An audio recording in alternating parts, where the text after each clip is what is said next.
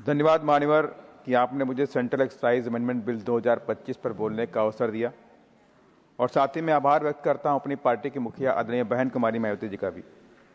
मान्यवर, इस बिल के अनुसार तंबाकू, सिगरेट, गुटखा आदि पर 70% तक का टैक्स है और कुछ जो उनकी लंबाई के अनुसार सरकार ने 5200 रुपये प्रति हजार, 7000 प्रति हजार के हिसाब से 2700 रुपये प्रति हजार पीसेस के हिसाब से टैक्स लगाने का काम किया है और एक सराहनीय कदम है। और मैं तो ये चाहूँगा सरकार 70% तो छोड़ दे, 100% करना चाहिए और जो 5200 रुपये, 7000, 6500 रुपये रखा है इसको और बढ़ा करके 100% तक लेके आना चाहिए ताकि देश के अंदर इसके प्रति जो लगाव है गुटखा को लेके, सिगरेट को लेके, तंबाकू को लेकर के इससे खत्म किया जाए। और कहीं ना कहीं से सरकार की भी मंशा रही है कि इस तरह के कदम उठाने से जो डिपेंडेंसी बढ़ रही है, सिगरेट पे बढ़ रही है, जो गुटखा पे बढ़ रही है, तंबाकू पे बढ़ रही है, उसे कम किया जा सके।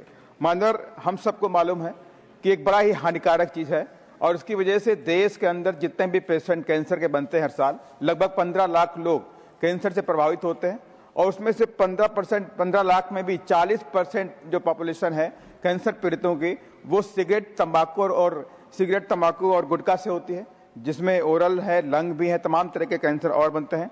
तो इसको रोकने के लिए भी एक प्रभावी कदम के लिए निश्चित जरूरत है। यहाँ पर मान्यवर, मैं आपसे ये भी कहना चाहता हूँ, मैं आपके माध्यम से सरकार से कहना चाहता हूँ कि तमाम तरह के प्रचार, अभी हमारे संजय सेठ जी भी कह रहे थे कि तमाम तरह के भ्रामक प्रचार आते रहते हैं गुटखा को लेके।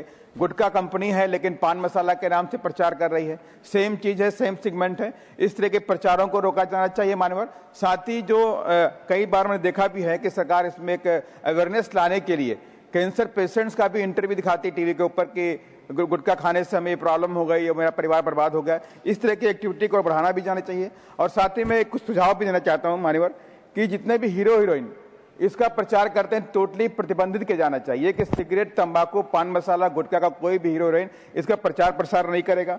और साथ ही मानवर, मैं आपसे कहना चाहता हूं सरकार से आपके माध्यम से कि जब लिक्वर के लिए, भांग के लिए सरकार लाइसेंस देती है उनको बेचने के लिए, लेकिन यहाँ पर क्या होता है सिगरेट, तंबाकू, सिगरेट को बेचने के लिए कोई लाइसेंस की जरूरत नहीं होती है।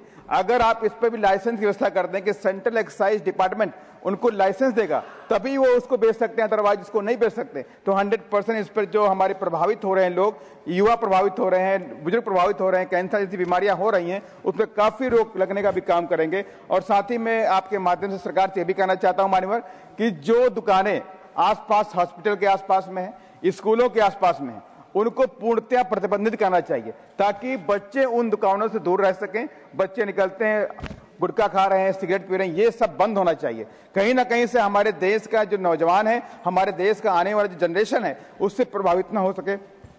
मतलब इसको लेकर के मैं आपसे कहना चाहता हूं इस सिस्टम को प्रभावी रूप से लागू किया जाए और सिगरेट, तंबाकू और गुटखा जैसी जो चीजें हैं इनको बिना लाइसेंस को उपलब्ध ना किया जाए, लाइसेंस जारी किया जाए तभी कोई व्यक्ति इनको बेच सके। धन्यवाद। जय भीम, जय भारत।